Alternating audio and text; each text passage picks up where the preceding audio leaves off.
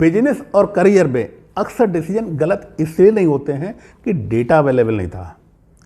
Decision गलत इसलिए होते हैं क्योंकि डिसीजन लेते समय इमोशन कंट्रोल में नहीं था। मोटिवेशन में लिया गया डिसीजन, फियर में अवॉइड किया गया एक्शन और ईगो में रिजेक्ट किया गया फीडबैक, ये सब इमोशनल डिसीजन है। इसीलिए बोलते हैं इमोशंस में डिसीजन नहीं लेने चाहिए। प्रॉब्लम इमोशन का होना नहीं है, प्रॉब्लम ये है कि इमोशन को स्टीयरिंग भी दे दिया जाता है। और प्रोफेशनल एक अलग रूल फॉलो करते हैं, इमोशन सिग्नल देता है, डिसीजन लॉजिक लेता है। जब इमोशन डिसाइड करते हैं तो अनकंफर्टेबल फीडबैक इग्नोर होता है और डिफ़िकल्ट कन्वर्सेशन अवॉइड होती है। शॉर्ट टर्म रिलीफ चूज होता है और लॉन्ग टर्म ग्रोथ कंप्रोमाइज हो जाती है।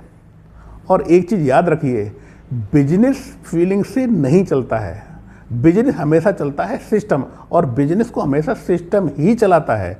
इसीलिए एक्सपीरियंस फाउंडर हर डिसीजन में एक फिल्टर से गुजारते हैं, यानी कि उनका एक मेजरेबल टूल टेक्निक होता है जिससे वो गुजारते हैं। इसका मेजरेबल इम्पैक्ट क्या होता है?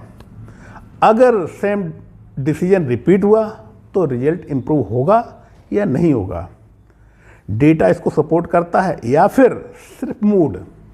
अगर आंसर क्लियर नहीं है तो डिसीजन डिले होता है, लेकिन इम्पल्स में एक्शन नहीं होता है।